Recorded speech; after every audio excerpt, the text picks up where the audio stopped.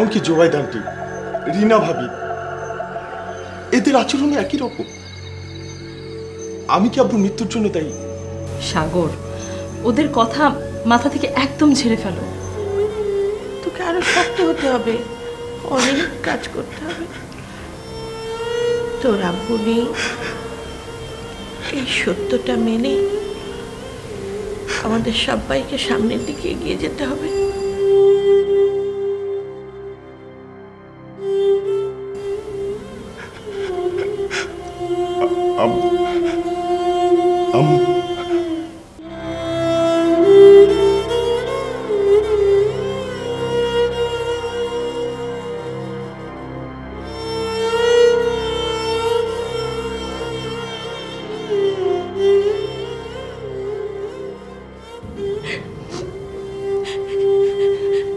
আম্মু, আব্বু আব্বু যাওয়ার আগে বলেছিল আমি তোর জন্য একটা ছেলে পছন্দ করেছি, তোর ভাবিকে আগে চিটাগং পৌঁছে দিয়ে আসি, তারপর ছেলের সাথে সাক্ষাৎ করব। আমাকে লুকিয়ে লুকিয়ে ছবিও দিয়ে গিয়েছে জানো। আরো বলেছে তোর আম্মুকে কিছু বলিস না, তোর আম্মুকে আমি সারপ্রাইজ দেব। আশ্চর্য, কি ছেলে!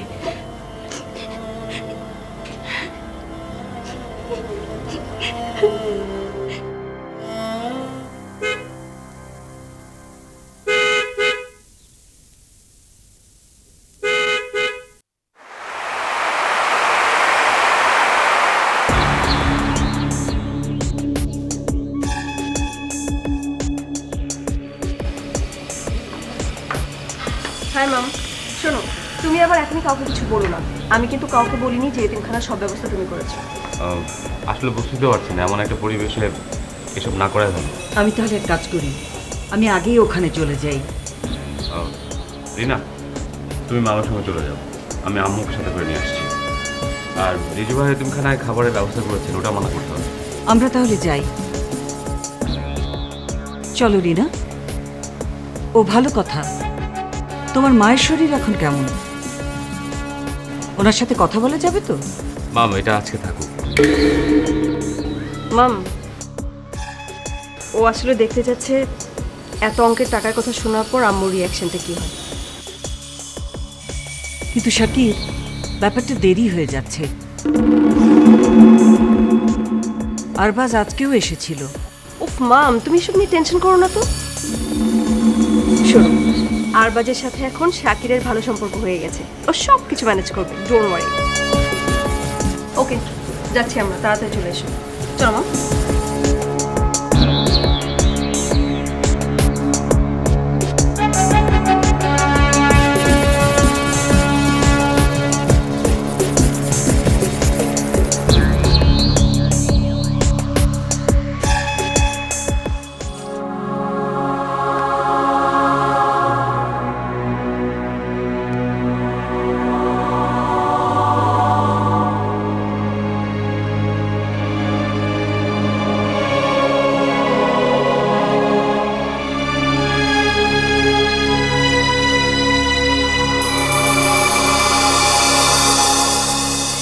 বাহ, ছেলে দেখতে তো অনেক হ্যান্ডসাম, একেবারেই সামিরার ছেলে বলে মনে হচ্ছে না। আমার যতদূর মনে পড়ে ওর স্বামী আর্মিতে ছিল, আর তখনই তো ওর স্বামী মারা যায়। অবশ্যই এরপর কি হয়েছে কে জানে। আম্মু, এতিমখানায় যাবেন না? ও হ্যাঁ, ওখানে তো অনেক কিছু নিতে হবে। এতিমখানা থেকে ফিরে এসে তোমাদের সঙ্গে আমার একটা গুরুত্বপূর্ণ বিষয়ে কথা আছে। কি কথা আম্মু? ফিরে এসে বলবো।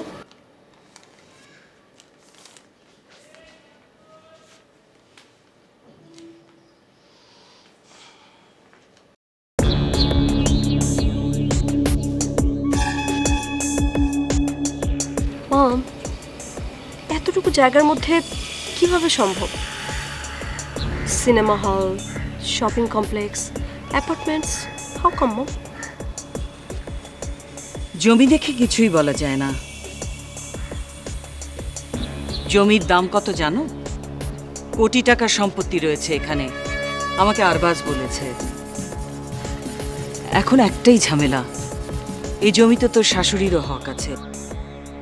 আমি বুঝি না মরিয়ম এত ভাগ্য কার কাছ থেকে ধার করে এনেছে। মাম, ধৈর্য ধরো তো।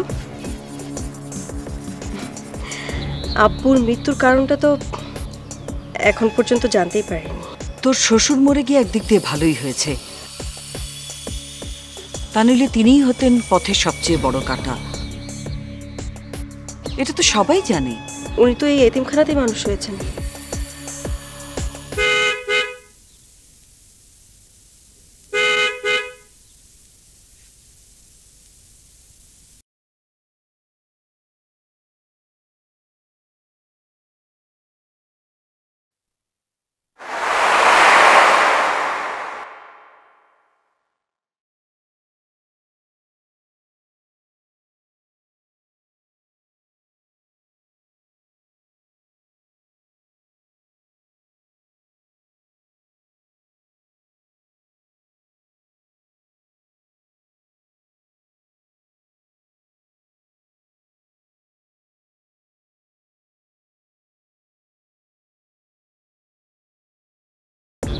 মাম, আমি যা দেখছি তুমি কি সেটা দেখতে পাচ্ছ? আমি তো নিজের চোখে বিশ্বাসই করতে পারছি না। তোর শাশুড়ি শাকিরের গাড়িতে উঠলেন তাহলে? যখন গাড়িটা দিয়েছিলাম তখন কত কথাই না শুনিয়েছিলেন আমাকে। যাক, it's a good sign. Zubaida, তুমি? আম্মু, আমি মামকে আসতে বলেছি। আমি বললাম যে এতিমখানায় বাচ্চাদের খাবার খাওয়ানো হবে, তো মাম বলল তারেক ভাইয়ের শেষ সময়ে এটুকু তো আমাদের কর্তব্য, তাই না মাম? কেন তুমি শুধু শুধু ওকে কষ্ট দিতে গেলে? আম্মু, আপনি বরং মামকে কোনো কাজে লাগিয়ে দিন। না না, আন্টি কষ্ট করবে কেন? আমরা আছি না, আমরাই করতে পারবো।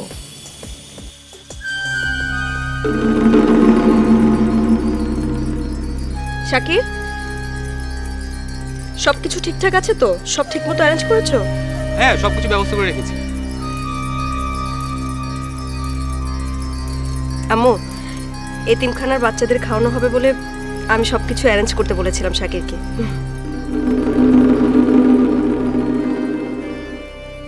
আরে ভাই,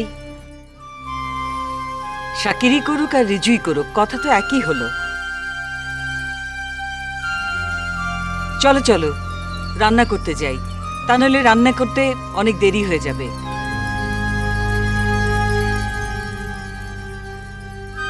কিন্তু পায়েল আর আরশিকে দেখছি না যে। ওরা একটু পায়েসের জন্য পাটালি গুড় আনতে গেছে। চলো জুবাইদা, আমরা রান্নার ওদিকটা একটু দেখি। চলো, তোমরা চলো। হ্যাঁ চলো চলো।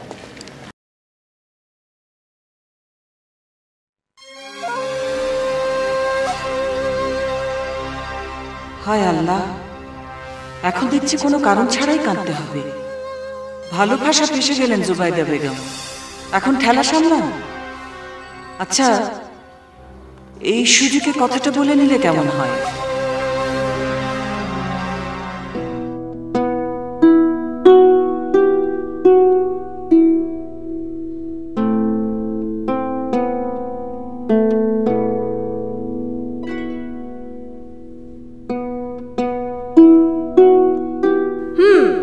ডাক্তার জাহিদ, কিন্তু চেহারা দেখে তো ডাক্তার মনে হচ্ছে না।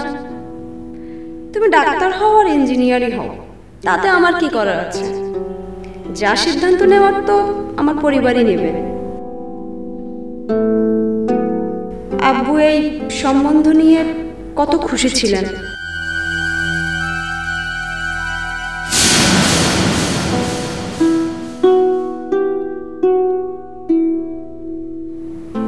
আব্বু, আব্বু কি হয়েছে? কি দেখছো এমন করে? দেখছি সেদিনের সে পায়েলকে। পায়েল এই পিচ্ছি ছিল, আজকে পায়েল বড় হয়ে গেছে, রাগও করতে পারে। তুই যখন একেবারে পিচ্ছি ছিলি তখন বিছানায় শুয়ে ছাদের দিকে এরকম তাকিয়ে থাকতি। কেউ যদি শীষ দিত সঙ্গে সঙ্গে খিলখিল করে হেসে উঠতি।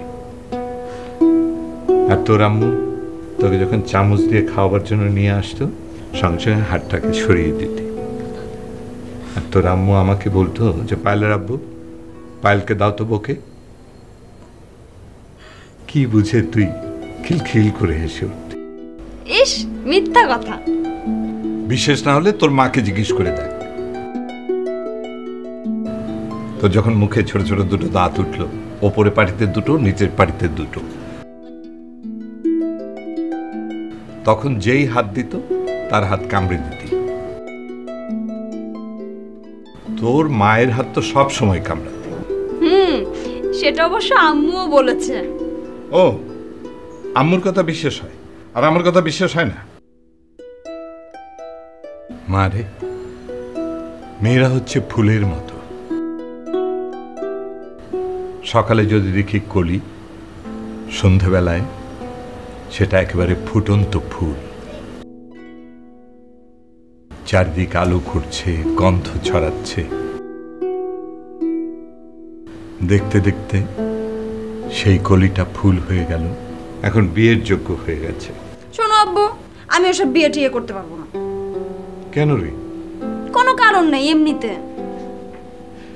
আচ্ছা ঠিক আছে, তুই না হয় বিয়ে না করবি, না আমাদের তো একটা দায়িত্ব আছে, সেই দায়িত্বটা আমাদের পালন করতে হবে না? ভালো দেখে একটা ছেলে খুঁজে বের করতে হবে।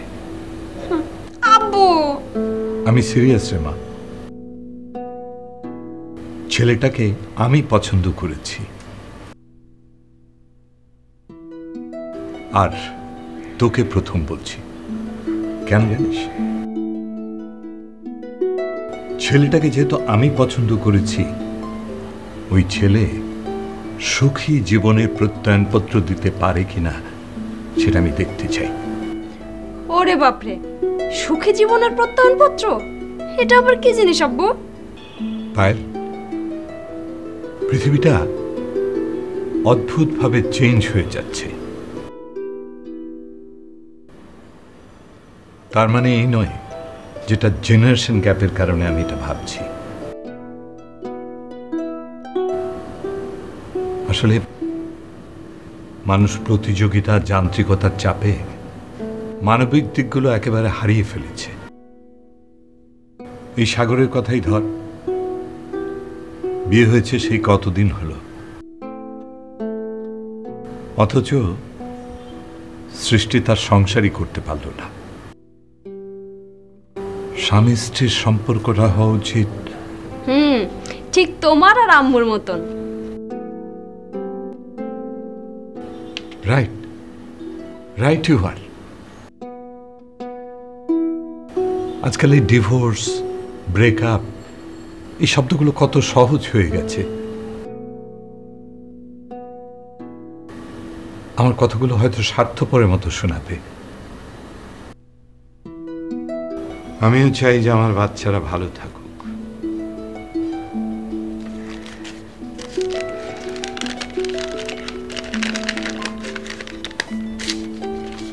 এই যে ছবিটা দেখ, ছেলেটা ডাক্তার, তোর সামির আন্টির ছেলে। আমার মনে হয়েছে আমি যা চাই এই ছেলেটার মধ্যে তা আছে। দেখ না, ধর।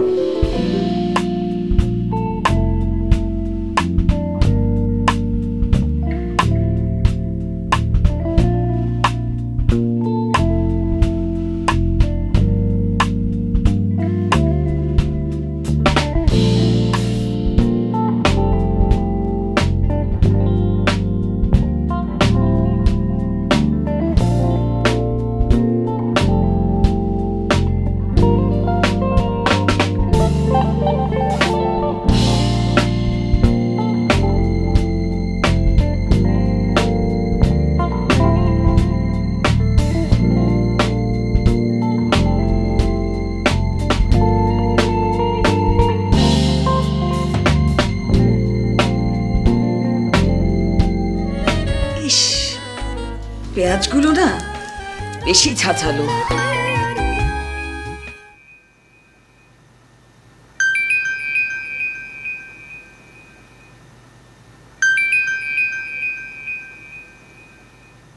বললাম তো কাটার দরকার নেই, রাখো। আম্মু আপনারও কাটার দরকার নেই, আমি এগুলো কাটতে পারবো। একটা জরুরি ফোন, আমি একটু আসছি।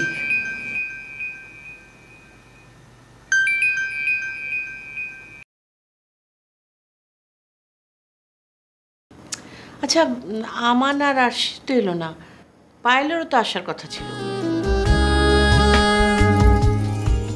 বাবা এত পেঁয়াজ! আমি কিন্তু পেঁয়াজ টাজ কাটতে পারবো না।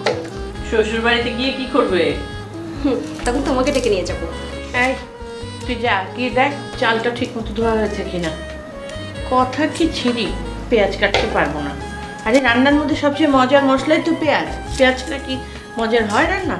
এত মজার দরকার নেই, আমি আমার শাশুড়িকে টেস্টলেস খাওয়ারই খাওয়াবো। পায়েল তুমি একটু আম্মুকে হেল্প করো, আমি একটু রান্নার ওই দিকটা দেখে আসি। আচ্ছা আচ্ছা, রিনাকে দেখছি না যে, রিনা কোথায়? আশেপাশে তো কোথাও দেখছি না। আছে নিশ্চয়ই এদিক সেদিক। আমি আসছি আম্মু। যদিও মাম এসব কখনো করেনি, কিন্তু তুমি বুঝতে পারছো মামের নিশ্চয়ই কোনো উদ্দেশ্য আছে। আসলে মাম এইসব কাজের ফাঁকে ফাঁকে পুরো বাড়িটাকে ইন্সপেকশন করে ফেলছে। ভেরি স্মার্ট না? হ্যাঁ সেই। মা উফ, ওই আরবাজটা একেবারে জ্বালিয়ে মারছে। এখন কি বলছে জানো? বলছে আমি তোমার আম্মুর কাছে যেন এখনই কথাটা বলি। কিন্তু কিভাবে বলি বলো তো? মরিয়ম তো ধ্যানমগ্ন হয়ে আছে ওই পেঁয়াজ কাটাতে। কিন্তু আমাকে জানতেই হবে। মম, কি জানতে হবে? কি জানতে হবে সেটা তুমি আমার উপরেই ছেড়ে দাও শাকির। কার মনে কি আছে সেটা আমাকে জানতে হবে না? বিশেষ করে তোমার আম্মুর মনোবাসনা কি সেটা সবার আগেই আমাকে জানতে হবে।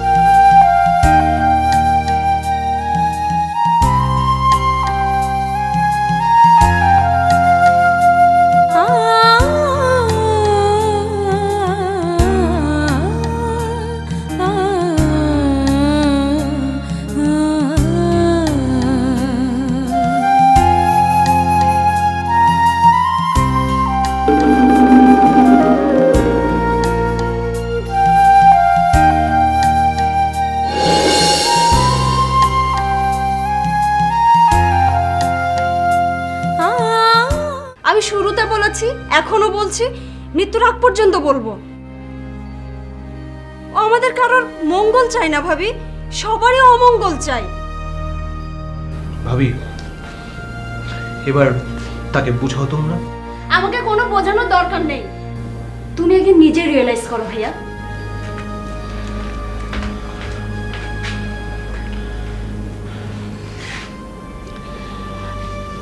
তুই টেনশন করিস না তো, সব ঠিক হয়ে যাবে। আমি একটা সিদ্ধান্ত নিয়েছি। কি সিদ্ধান্ত আম্মু? এবার সাগরের কাছে আমি তোমাকে নিজে গিয়ে পৌঁছে দিয়ে আসবো। আম্মু এখন আমি আপনাকে ছেড়ে কোথাও যেতে চাই না।